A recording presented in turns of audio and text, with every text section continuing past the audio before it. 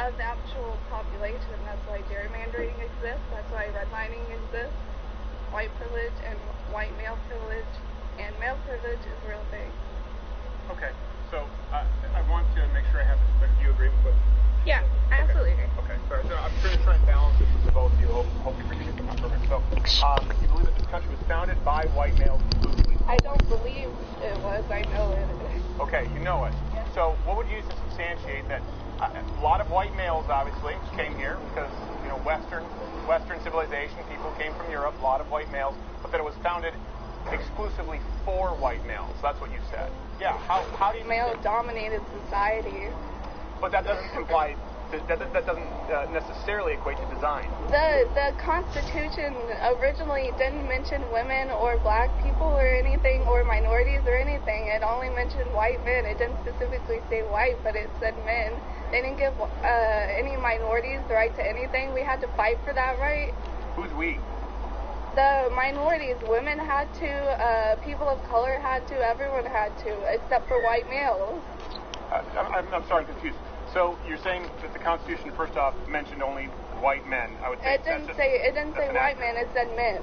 Mankind, men. Man. Yeah, so this is a term. You know, again, this is just sort of a colloquialism. Men. The rights were extended to women. You're aware, right? They weren't extended to women. Women had to fight for their rights. No, women never had to fight for the freedom of speech or Second Amendment. Well, what do you mean women didn't have to fight for these rights? They literally had marching. Women were hurt for this. Like, for the First Amendment and Second Amendment, women for didn't have the right to vote, for the right to not be treated as property. Okay, so that's interesting. You bring up the right to vote. So you say we fought for it, everyone except for white men. No, some white men did, but it was mostly women. So and mostly honestly, women and minorities. It was mostly women at first who didn't include black women. Okay, so who do you believe procured the right for women to vote? Women fighting for it. Really? Yeah, white men wouldn't have gave it to women if they didn't fight for it.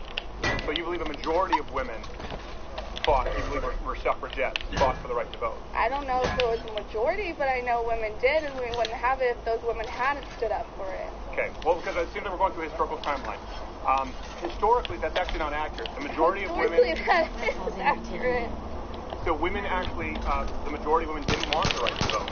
It was men who I gave them told the right you, to vote. I didn't know if it was the majority, but it wouldn't have happened if women hadn't stood up in the suffragist movement and fought for it. Well, the reason I bring that up is because you said women and minorities fought for that right, not white men. When the fact is women actually, as a majority, didn't fight for that right. Many of them fought against it.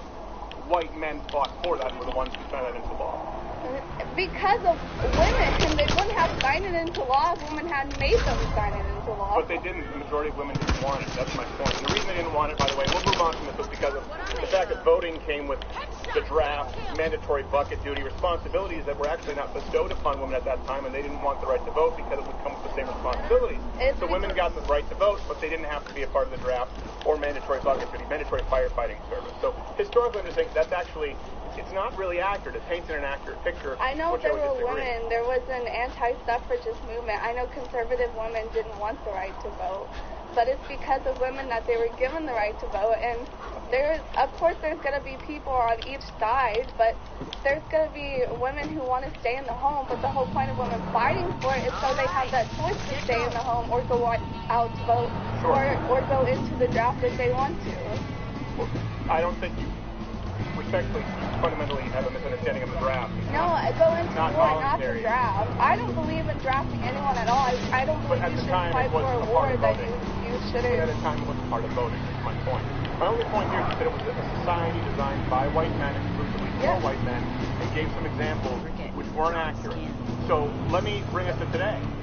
What rights are afforded in 2018 to men exclusively that aren't afforded to women? And I would like both of you to answer, and I don't want you to just sit there and feel like I don't want to cut you out of this. No, I think Marilyn's explaining it really well. I just don't think you're understanding her side and how she's saying that it was a two-sided thing. So there are women who want to stay at home and live that life, and there are women who wanted the right to vote, to have their voice heard and their representation. Sure. And I think you want to focus on the conservative side that want to stay at home, and she's trying to say, well, they got the option to stay at home because other women were fighting for their right to vote.